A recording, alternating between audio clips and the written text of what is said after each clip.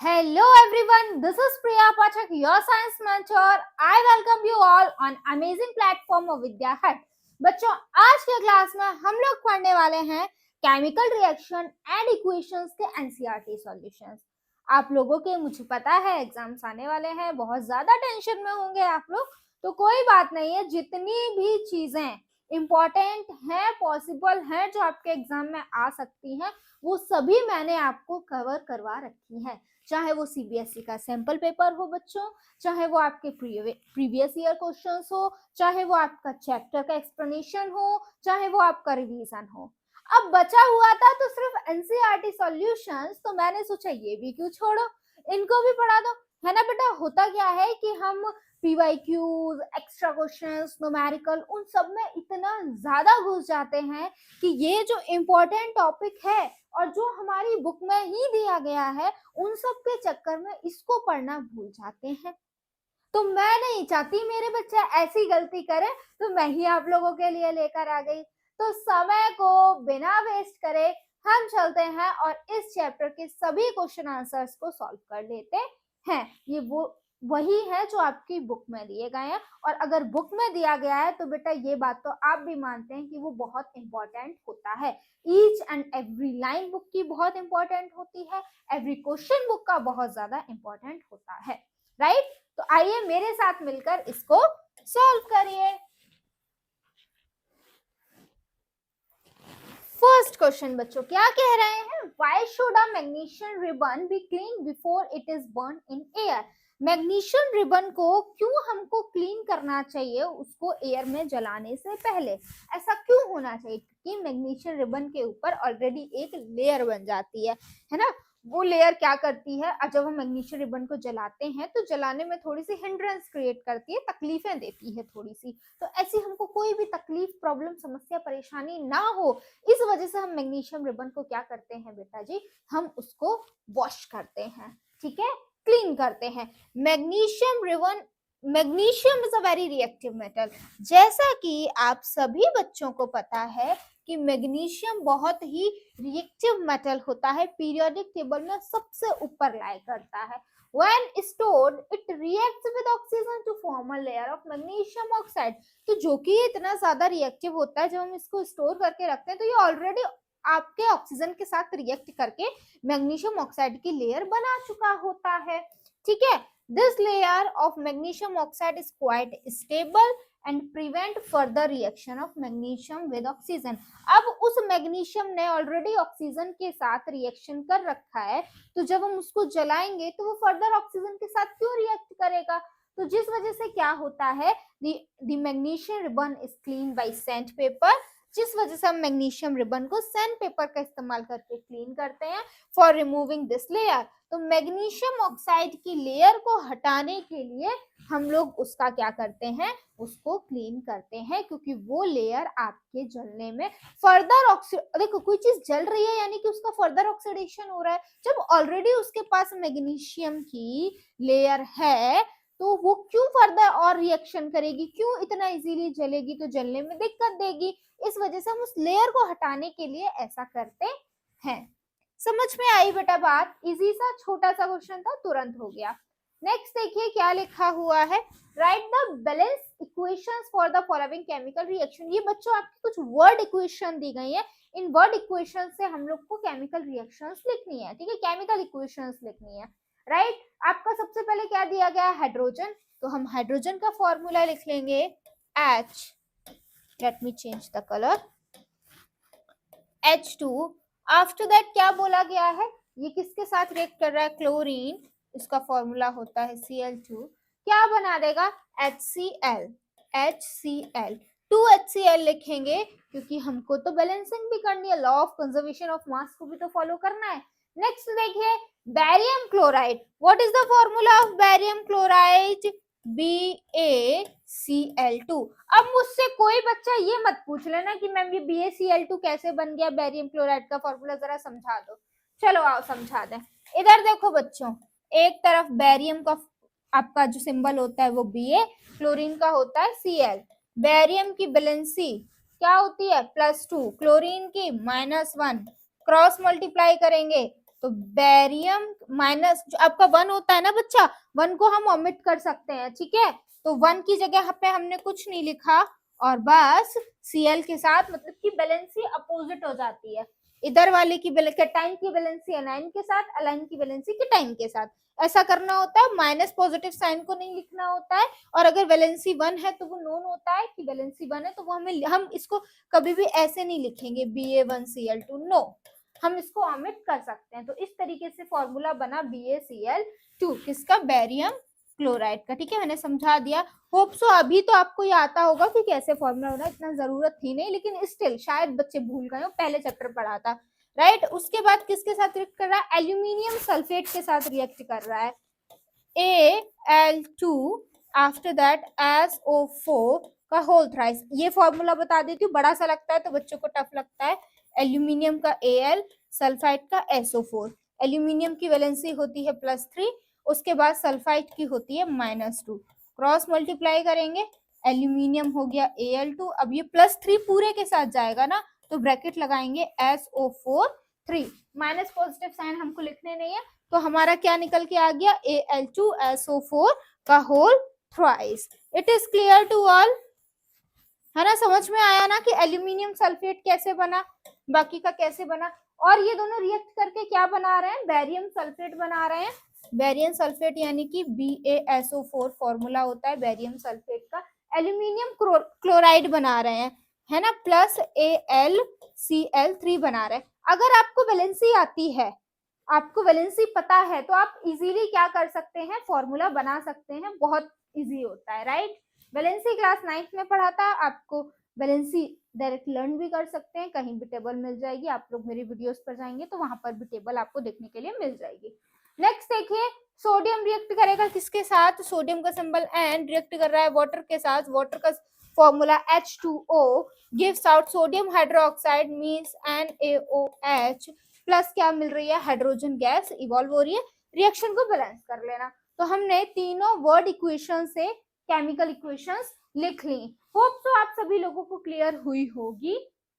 आगे चलें, आगे चलते हैं। Right a balance chemical equation with the symbol for the following reaction. Okay, balance chemical equations लिखनी है फिर से। ये तो वही है, बैरियम क्लोराइड सोडियम सल्फेट के साथ रिएक्ट कर रहा है। बैरियम क्लोराइड का अगेन BaCl2 प्लस किसके साथ रिएक्ट कर रहा है, सोडियम सल्फेट के साथ। ओके, सोडियम सल्फेट का Na2SO4, SO4 की वैलेंसी -2, सोडियम की +1, ठीक है। तो SO4 किसके साथ जुड़ गई, इसके साथ जुड़ गई। रिएक्ट क्या कर रहा है, आपका दे रहा है, आप इनका रिएक्शन के बाद वाटर मिल रहा है बच्चों, और वाटर के बाद क्या मिल रहा है, सोडियम क्लोराइड NaCl मिल रहा है। और हमने ये भी लिख रखा है कि किस फॉर्म में है, किस स्टेट में है, एक्वस, सॉलिड, एक्वस, ठीक है। नेक्स्ट देखिए क्या लिखा हुआ है, sodium hydroxide solution, sodium hydroxide यानी कि NaOH रिएक्ट कर रहा है HCl के साथ, क्या मिल रहा है, NaCl और वाटर मिल रहा है। तो फॉर्मूलेज आपकी बुक में दिए गए हैं बच्चों, जाके देख लीजिए कि किस एलिमेंट का क्या सिंबल होता है, किसकी क्या वैलेंसी होती है, तो आपके लिए चीजें आसान हो जाएंगी। बहुत इंपॉर्टेंट है बेटा, क्योंकि ये NCERT सॉल्यूशंस हैं, NCERT को भगवान मानो अपना, है ना, तो उसका हर क्वेश्चन लगाओ। नेक्स्ट देखो, name the substance X and right it's formula. Right the chemical reaction of the substance X name in the above with the water. Okay, क्या कह रहे हैं, कोई सब्सटेंस X आपका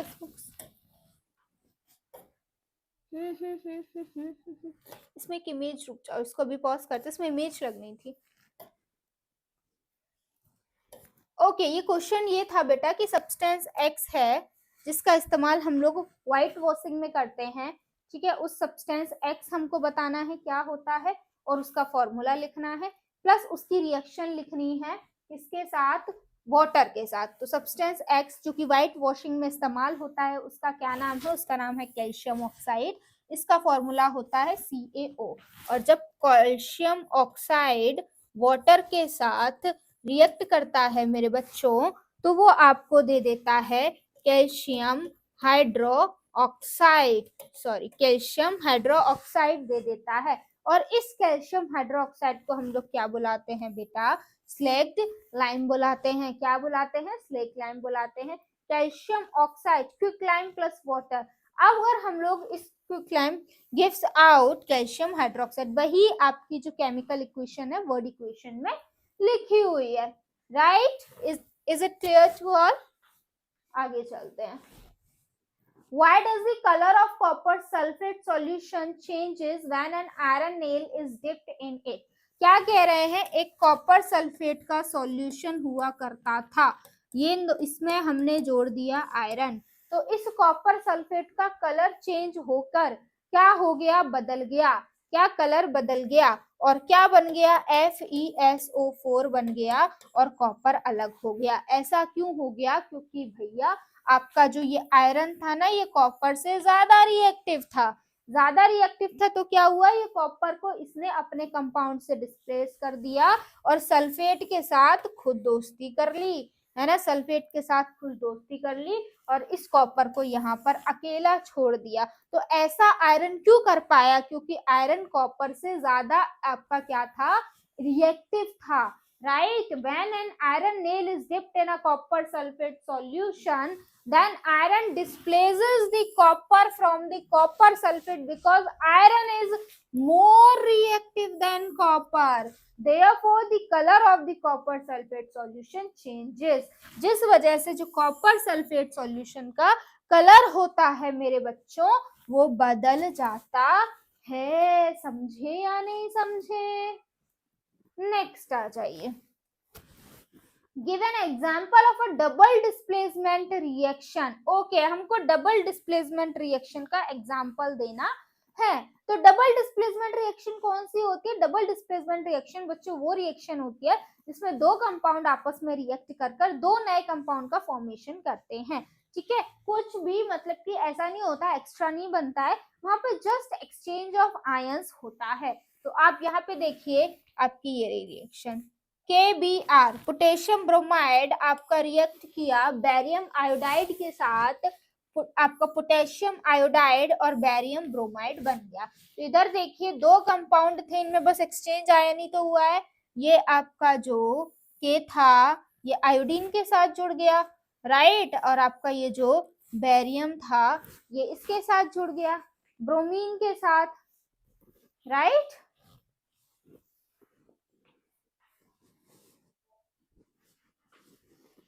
नेक्स्ट आ जाइए। Identify the substance that are oxidised and the substance that are reduced in the form. इस तरीके के क्वेश्चंस तो हमने बहुत सारे किए। इसमें क्या बताना है, वो सब्सटेंस बताना है जो ऑक्सीडाइज्ड हो रहा है और वो सब्सटेंस बताना है जो रिड्यूस हो रहा है। तो ऑक्सीडाइज कब होगा, जब किसी में से क्या जा रहा हो, ऑक्सीजन जिसमें जुड़ रहा हो उसका ऑक्सीडेशन हो रहा होगा, या फिर जिससे हाइड्रोजन हट रहा हो उसका ऑक्सीडेशन हो रहा होगा, या फिर जिसमें हाइड्रोजन ऐड हो रहा हो उसका रिडक्शन होगा और जिससे ऑक्सीजन हट रहा हो उसका रिडक्शन होगा। इतनी कहानी तो पता होगी। तो यहाँ पे देखो जरा, सोडियम से जाके ऑक्सीजन जुड़ रहा है और जुड़ना, ऑक्सीजन के जुड़ने को क्या बोलते हैं, ऑक्सीडेशन बोलते हैं। तो आपका सोडियम का क्या हो रहा है, ऑक्सीडेशन हो रहा है। Sodium is oxidise as it gains oxygen and oxygen gets reduced, और ऑक्सीजन का क्या हो रहा है, रिडक्शन हो रहा है। सेकंड में देखिए क्या हो रहा है, copper oxide is reduced, copper oxide reduce हो रही है क्योंकि यहाँ पर कॉपर के पास ऑक्सीजन है मगर यहाँ पे अकेली कॉपर रह गई, है ना, तो कॉपर ऑक्साइड का रिडक्शन हो गया। ठीक है, while the hydrogen gas oxidise, hydrogen gas देखो यहाँ अकेली थी, यहाँ उसको ऑक्सीजन मिल गया, है ना, आपके रिएक्टेंट में अकेली थी, प्रोडक्ट में उसको ऑक्सीजन मिल गया। और भैया इधर देखो, कॉपर रिएक्टेंट में ऑक्सीजन उसकी दोस्त थी और प्रोडक्ट में जाके अकेली रह गई, तो कॉपर का रिडक्शन हो गया और वाटर का, आपकी हाइड्रोजन का ऑक्सीडेशन हो गया। नेक्स्ट आ जाओ, which of the following statement about the reaction below are incorrect. ठीक है, ये रिएक्शन एक दी गई है जिसमें PbO रिएक्ट कर रहा है कार्बन के साथ, Pb और कार्बन डाइऑक्साइड हमको प्रोडक्ट में मिल रहे हैं। ओके, हमको स्टेटमेंट, गलत स्टेटमेंट बताने हैं। Lead is getting oxidise is reduced, lead is getting reduced, lead is getting reduced, हाँ भाई रिड्यूस तो हो रहा है lead, no lead oxide reduce हो रहा है ना। ओके, फर्स्ट स्टेटमेंट इनकरेक्ट है। Carbon dioxide is getting oxidised, हाँ भाई, कार्बन डाइऑक्साइड दे, देखो ऑक्सीडेशन हो रहा है, ऑक्सीजन जुड़ रहा है। यहाँ पे कंफ्यूज मत हो जाना, लेड ऑक्साइड रिड्यूस हो रहा है, लेड रिड्यूस नहीं हो रहा है, ठीक है, लेड ऑक्साइड है ये, लेड ऑक्साइड से ऑक्सीजन हटी है, lead oxide is getting reduce, lead oxide is getting reduced. ठीक है, तो करेक्ट आपका क्या है, option number first A and B is the correct answer. Next आ जाइए, Fe2O3 plus Al, Al2O3 plus Fe, ये रिएक्शन दी गई है, हमको बताना है। तो आपको साफ साफ दिख रही है कि कौन सी रिएक्शन है, डिस्प्लेसमेंट रिएक्शन है, क्योंकि एल्यूमिनियम आयरन से ज्यादा रिएक्टिव होता है, तो एल्यूमिनियम ने आयरन को उसके कंपाउंड से डिस्प्लेस कर दिया, और भाई आयरन अकेला रह गया, उसने ऑक्सीजन से दोस्ती कर ली। नेक्स्ट देखो, what happens when diluted hydrochloric acid is added to the iron filings. Okay, क्या कह रहे हैं आप, क्या होगा अगर हम HCl को ऐड, HCl में आयरन फिलिंग्स को ऐड कर दें, तो क्या होगा, hydrogen gas and iron chloride are produce. बिल्कुल, हाइड्रोजन गैस और आयरन क्लोराइड हमको देखने के लिए मिलेगा अगर हम HCl में क्या कर दें, आयरन फिलिंग कर दें, तो हमको क्या मिलेगा, आयरन क्लोराइड मिलेगा और हाइड्रोजन गैस इवॉल्व हो जाएगी। ठीक है बच्चों, नेक्स्ट देखो, What is a balanced chemical equation? Balanced chemical equation क्या होती है? Why should chemical equation be balanced? देखो, पहले तो हमको ये बतानी है balanced chemical equation क्या होती है, फिर हम केमिकल इक्वेशन को बैलेंस क्यों करते हैं। तो बैलेंस केमिकल इक्वेशन बच्चा वो इक्वेशन होती है जिसमें जो नंबर ऑफ एटम्स या फिर जो मास होता है रिएक्टेंट और प्रोडक्ट साइड का, वो इक्वल होता है। जितने एटम रिएक्टेंट साइड में होंगे उतने ही एटम प्रोडक्ट साइड में होंगे, जितना मास रिएक्टेंट का होगा उतना ही मास प्रोडक्ट का होगा। अब इसको बैलेंस क्यों करना है, इसको बैलेंस करना है law of conservation of mass को फॉलो करने के लिए, जो कहता है कि मास ना तो क्रिएट होता है ना डिस्ट्रॉय होता है, ठीक है, मास can neither be created nor be destroyed, ठीक है, इसलिए हम इसको करते हैं। A reaction which has an equal number of atoms of all the elements on both the side of the chemical equation is called a balance equation। ऐसी equations को balance equation बोलते हैं। Chemical reaction should be balanced to follow the law of conservation of mass। यही तो बोला मैंने, आ जाओ। Translate the following statement into the chemical equation and then balance them। Okay, translate करना है then balance करना है, इस तरीके के हम बहुत कर चुके हैं। हाइड्रोजन का फॉर्मूला होता है H2, नाइट्रोजन का फॉर्मूला होता है N2, बना के क्या बना दिया, अमोनिया बना दिया, ठीक है। इसको हमने क्या किया, यहाँ पर हाइड्रोजन कितने थे, 2 थे, हाइड्रोजन को H2 लिखते हैं, नाइट्रोजन को N2 लिखते हैं, NH3 बना। यहाँ पे 2 हाइड्रोजन थे, यहाँ पे 2 नाइट्रोजन थे, लेकिन यहाँ पे हाइड्रोजन और नाइट्रोजन बैलेंस नहीं थे, तो हमने इसके आगे 3 लगाया, इसके आगे 2 लगाया, दोनों को बैलेंस कर दिया। उसके बाद देखो, हाइड्रोजन सल्फाइड यानी कि H2S रिएक्ट कर रहा है, gas Burns in air, air में कोई चीज जल रही है यानी कि ऑक्सीजन के साथ रिएक्ट कर रही है, और मिल क्या रहा है, वाटर मिल रहा है और सल्फर डाइऑक्साइड मिल रही है। ओके, सल्फर डाइऑक्साइड मिल रही है, ठीक है, ये आपके H2S हाइड्रोजन सल्फाइड का होता है, ऑक्सीजन का लिखना आता है, वाटर का ये होता है, और आपका सल्फर डाइऑक्साइड का SO2 होता है।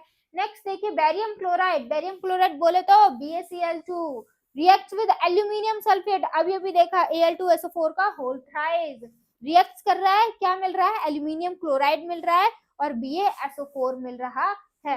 नेक्स्ट देखिए, पोटेशियम रिएक्ट कर रहा है वाटर के साथ, पोटेशियम का फॉर्मूला के, वाटर का H2O, क्या दे रहा है, पोटेशियम हाइड्रोक्साइड दे रहा है यानी कि KOH दे रहा है, और हाइड्रोजन गैस इवॉल्व हो रही है।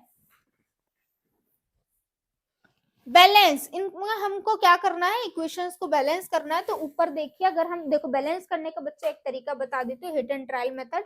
हमको क्या करना है, LHS साइड के एलिमेंट लिखने हैं और RHS साइड के एलिमेंट लिखने हैं। LHS में सबसे पहले देखो कौन कौन से हैं, हाइड्रोजन है, नाइट्रोजन है, ऑक्सीजन है, कैल्शियम है, राइट। यही आपके किधर होंगे, इस साइड होंगे, हाइड्रोजन है, नाइट्रोजन है, ऑक्सीजन है एंड कैल्शियम है। इधर देखो कितनी हाइड्रोजन है, 2 3 3 हाइड्रोजन है, राइट। इधर देखो कितनी हाइड्रोजन है, 2 हाइड्रोजन है, अनबैलेंस है। इधर देखो कितनी आपके कितने नाइट्रोजन है, अगर नाइट्रोजन की हम बात करें तो यहाँ पर नाइट्रोजन कितने हैं, नाइट्रोजन यहाँ पर बेटा मेरा एक नाइट्रोजन है, ठीक है। यहाँ पर कितने नाइट्रोजन है? यहाँ पर 2 नाइट्रोजन है। यहाँ पर कितने नाइट्रोजन है? 2 नाइट्रोजन है। यहाँ पर कितने ऑक्सीजन है? एक ऑक्सीजन ये रहा, 4 ऑक्सीजन ये रहे, यानी कि 5 ऑक्सीजन है। इस साइड में 5 ऑक्सीजन है, इस साइड में देखो जरा कितने ऑक्सीजन है? 2 3 into 6 3 into 2 3 2s are 6 आपके, और प्लस 1 7 ऑक्सीजन है, राइट। कैल्शियम कितने हैं? कैल्शियम 1, कैल्शियम 1, हाँ ठीक है, कैल्शियम 1, कैल्शियम 1। अब हमको देखो, अब यहाँ देखो बैलेंस क्या क्या है। यहाँ पर सिर्फ बैलेंस आपका कैल्शियम है, बाकी कुछ भी बैलेंस नहीं है। तो इसको बैलेंस करने के लिए, सबसे पहले इसको बैलेंस करने के लिए हाइड्रोजन इधर 3 है, इधर 2 है, तो सबसे पहले बच्चा हमने क्या किया, HNO3 के आगे 2 लगा दिया। क्या किया? HNO3 के आगे 2 लगा दिया। वो लगाने से क्या हो गया, अब हाइड्रोजन इधर 6 हो गई। अब नया वाला लिखते हैं, हाइड्रोजन इधर 6 हो गई, नाइट्रोजन इधर कितनी हो गई, 2 नाइट्रोजन हो गए, बैलेंस। ऑक्सीजन इधर 2 into 3, 2 into 3 कितना होता है, 2 3s are 6, 6 इधर ऑक्सीजन हो गई, यानी कि ऑक्सीजन अभी भी अनबैलेंस्ड है, ठीक है। कैल्शियम भी। उसके बाद हमने क्या किया, तो फिर हम बच्चों इधर आए, इधर आने पे हमने क्या कर दिया, वाटर के आगे 2 लगा दिया। अब देखो जरा सारी चीज बैलेंस हो गई। तो बस इसी को हमको, इसी तरीके को हिट एंड ट्रायल मेथड है बच्चों, ये एक बार में नहीं हो सकता, कोई आपको ये चीजें नहीं रटा सकता और रटना भी नहीं है हमको, ठीक है। यही लगाएंगे और सबको बैलेंस करेंगे, ठीक है बच्चा। आ जाइए आगे चलते हैं। Right a balance chemical equation for the following reaction. फिर से हमको केमिकल इक्वेशन लिखनी है, आपकी मतलब कि वर्ड इक्वेशन दी गई है, केमिकल इक्वेशन लिखनी है। कैल्शियम हाइड्रोक्साइड का फॉर्मूला होता है CaOH का होल ट्वाइस। कैसे बना, वही वैलेंसी वाला कॉन्सेप्ट। कैल्शियम की वैलेंसी कितनी होती है ना, कैल्शियम की साइड, कैल्शियम की वैलेंसी +2 होती है, हाइड्रोक्साइड की वैलेंसी -1 होती है। दोनों क्रॉस करेंगे, CaOH का होल ट्वाइस। कार्बन डाइऑक्साइड के साथ रिएक्ट करेगा, CaCO3। कैल्शियम कार्बोनेट का फॉर्मूला होता है CaCO3 और आपका पानी मिलेगा। जिंक का फॉर्मूला होता है Zn। सिल्वर नाइट्रेट का फॉर्मूला होता है बच्चों AgNO3। जिंक नाइट्रेट मिल रहा है ZnNO3 का होल ट्वाइस, ठीक है, और सिल्वर मिल रहा है Ag, ठीक है। केमिकल इक्वेशन को लिख दिया। फिर उसके बाद एल्यूमिनियम रिएक्ट कर रहा है और कॉपर क्लोराइड मिल रहा है। एल्यूमिनियम का सिंबल Al, कॉपर क्लोराइड का CuCl2 क्योंकि कॉपर की वैलेंसी -2, क्लोरीन, कॉपर की वैलेंसी +2, क्लोरीन की वैलेंसी -2, इसलिए CaCl2। एल्यूमिनियम क्लोराइड मिल रहा है AlCl3 मिल रहा है, और क्या मिल रहा है, कॉपर, कॉपर का फॉर्मूला Cu होता है, ठीक है बच्चों। उसके बाद आ जाओ बेरियम क्लोराइड। बेरियम क्लोराइड का हमने बहुत बार लिखा है अभी तक, BaCl2। किसके क्या मिल रहा है, पोटेशियम सल्फेट के साथ रिएक्ट कर रहा है, पोटेशियम सल्फेट K2SO4, ठीक है। फिर से वही बात, SO4 की वैलेंसी -2, पोटेशियम की +1, एक्सचेंज हो गई। क्या मिल रहा है, बेरियम सल्फेट मिल रहा है BaSO4, और क्या मिल रहा है बच्चों, पोटेशियम क्लोराइड KCl। दोनों की वैलेंसी, पोटेशियम की +1, क्लोरीन की आपकी -1, तो +1 -1 कट हो गई, ठीक है, लिख लिया हमने। आ जाओ आगे।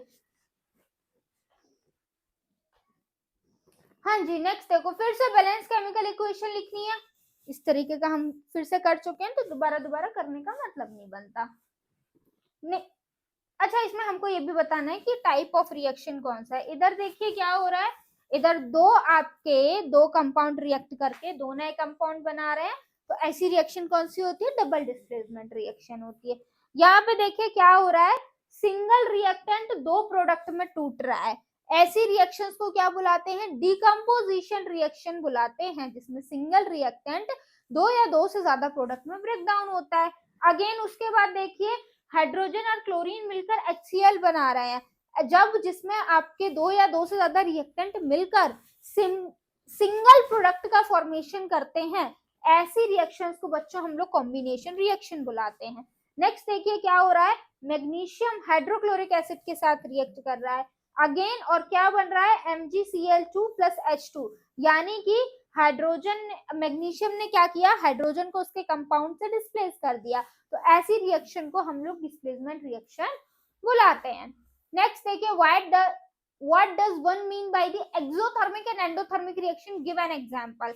एंडोथर्मिक और एक्सोथर्मिक रिएक्शन क्या होती है हमको वो बताना है। तो बेटा जी, जिस रिएक्शन में हीट इवॉल्व होती है उसे एक्सोथर्मिक रिएक्शन बोलते हैं, और जिस रिएक्शन में आपकी हीट आपकी एब्जॉर्ब होती है, एनर्जी एब्जॉर्ब होती है, उस रिएक्शन को एंडोथर्मिक रिएक्शन बोलते हैं। Chemical reaction that releases the energy in the form of heat, light और sound are called exothermic reaction. वो रिएक्शन जिसमें एनर्जी रिलीज हो रही है किसी भी फॉर्म में, हीट, लाइट, साउंड, ठीक है।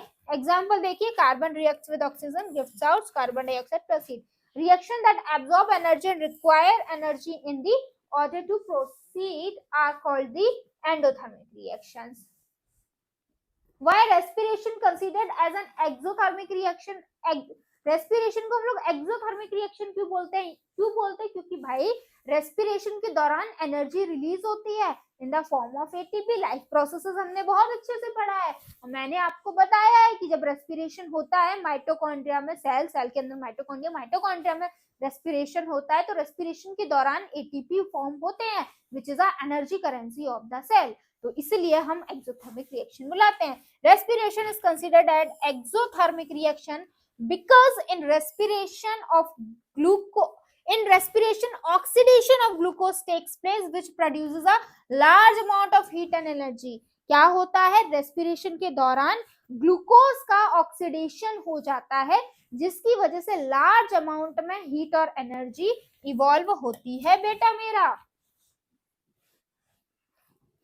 Why doesn't decompose reaction called the opposite of combination reaction? Write the chemical equations for these reaction. Okay, decomposition reaction को opposite reaction क्यों बोलते हैं combination के? देखो, combination reaction में क्या हो रहा है, दो या दो से ज्यादा रिएक्टेंट आपस में कंबाइन होकर सिंगल प्रोडक्ट दे रहे हैं, और डिकम्पोजिशन रिएक्शन में क्या हो रहा है, एक सिंगल रिएक्टेंट टूटकर दो या दो से ज्यादा प्रोडक्ट दे रहा है। तो क्या ये अपोजिट नहीं है? डेफिनेशन से समझ आ रहा है, इसमें कौन सी रॉकेट साइंस है, राइट।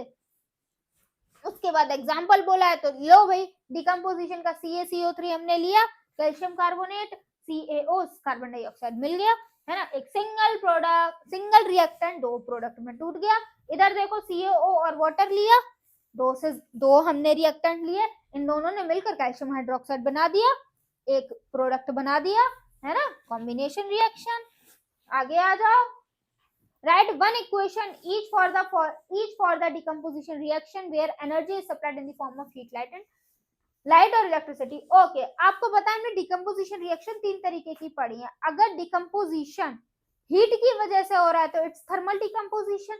डिकम्पोजिशन अगर लाइट की वजह से हो रहा है तो इट्स फोटोलिटिक डिकम्पोजिशन। डिकम्पोजिशन अगर इलेक्ट्रिसिटी की वजह से हो रहा है तो इट्स इलेक्ट्रोलिटिक डिकम्पोजिशन। तो इसमें हमने क्या करना है बच्चों, तीनों का एग्जाम्पल देना है। तो देखो जरा, CaO, ये क्या है, कैल्शियम कार्बोनेट, और इसको अगर हम हीट करेंगे तो CaO और CO2 मिलेगा, ठीक है। फिर AgCl2 सिल्वर क्लोराइड, इसको अगर बच्चा हम सनलाइट में रखेंगे तो हमको सिल्वर और क्लोरीन देखने के लिए मिलेगा। आफ्टर दैट वाटर से अगर हम इलेक्ट्रिसिटी पास कराएंगे तो H2 और O2 हमने देखने के लिए मिलेगा। What is the difference between displacement reaction and double displacement reaction? Right one. देखो, डिस्प्लेसमेंट रिएक्शन में क्या हो रहा है, डिस्प्लेसमेंट रिएक्शन में जो मोर रिएक्टिव एलिमेंट है वो लेस रिएक्टिव एलिमेंट को अपने कंपाउंड से डिस्प्लेस कर रहा है। डबल डिस्प्लेसमेंट रिएक्शन में क्या हो रहा है, दो कंपाउंड आपस में रिएक्ट करके दो नए कंपाउंड बना दे रहे हैं। वहां पर जस्ट एक डिस्प्लेसमेंट तो हो रहा है लेकिन दो नए कंपाउंड बन भी रहे हैं, कोई अकेला नहीं रह रहा है ना, कि मेरी दोस्त छूट के मैं अकेला रह गया, नहीं, उसको नया दोस्त मिल रहा है। यही दोनों के बीच में डिफरेंस है। In a displacement reaction a more reactive element displaces a less reactive element from a compound. Example देखो, CuSO4 जिंक के साथ रिएक्ट किया, जिंक ने कॉपर को डिस्प्लेस कर दिया, ZnSO4 और कॉपर बना लिया क्योंकि जिंक ज्यादा रिएक्टिव था कॉपर से। उसके बाद देखो, in a double displacement reaction two atoms और a group of atoms switch the places to form a new compound. Na2SO4 reacts with barium chloride, forms a barium sulfate and sodium chloride.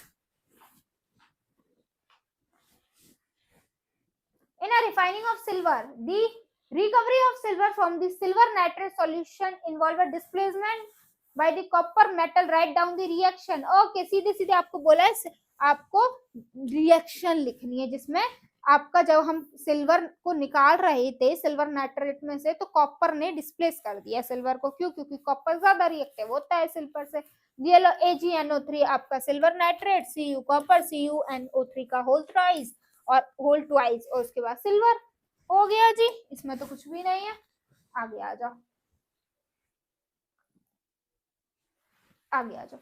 What do you mean by the precipitation reaction given by example? देखो बेटा, precipitation reaction क्या होती है? precipitation reaction आपकी जो double displacement reaction होती है उसमें हमेशा जो एक कंपाउंड बनता है ना वो व्हाइट कलर का इनसॉल्युबल कंपाउंड होता है जो रिएक्शन के बाद बॉटम ऑफ द बीकर में जाके सेटल डाउन हो जाता है। तो जो वो रिएक्शन जिसमें प्रेसिपिटेट का फॉर्मेशन होता है उसे हम लोग प्रेसिपिटेशन रिएक्शन बुलाते हैं। Na2CO3 reacts with CaCl2 forms of CaCO3 and NaCl. A shiny brown color element X on heating in air becomes a black in color. एक ब्राउन कलर का एलिमेंट था उसको जब हमने गर्म कर दिया तो वो ब्लैक कलर का हो गया। उस एलिमेंट को बताओ क्या है और वो ब्लैक कलर का कंपाउंड भी बताओ जो फॉर्म हुआ है। तो जो एक्स एलिमेंट है जो कि ब्राउन कलर का हुआ था, शाइनी हुआ करता था, चमकता रहता था, वो है भैया हमारा कॉपर। वो कौन है बेटा? वो है हमारा कॉपर। जो कि ब्लैक कलर का नया कंपाउंड बना वो हो गया कॉपर ऑक्साइड। और यहाँ पर क्या हो गई? यहाँ पर हो गया oxidation. Copper plus oxygen gives out CO। Copper brown colour का होता है और अगर ऑक्सीजन उससे जुड़ जाती है तो वो ब्लैक कलर का हो जाता है। Why do we apply paint on iron article? Iron article पर हम पेंट क्यों अप्लाई करते हैं? Iron article are painted because it prevent them from the rusting, ताकि आयरन आर्टिकल पर रस्ट ना लगे, वो एयर मॉइस्चर वाटर के कांटेक्ट में ना आए, वो खराब ना हो। When paint the contact of iron articles from the moisture, air and cut off, hence rusting prevented. Oil and fat containing food atoms are flushed with nitrogen while oil और food containing food atoms होते हैं उसको हम लोग nitrogen gas को fill करते हैं। क्यों? क्योंकि नाइट्रोजन गैस आपके फूड मटेरियल के साथ फर्दर आपके क्या नहीं करवाती है? रिएक्शन नहीं करती है और फूड को प्रिवेंट करती है। Oil and fat containing food items flushed with the nitrogen gas because nitrogen act as an antioxidant and prevents further them from the being oxidized, और उनको ऑक्सीडाइज नहीं होने देती है।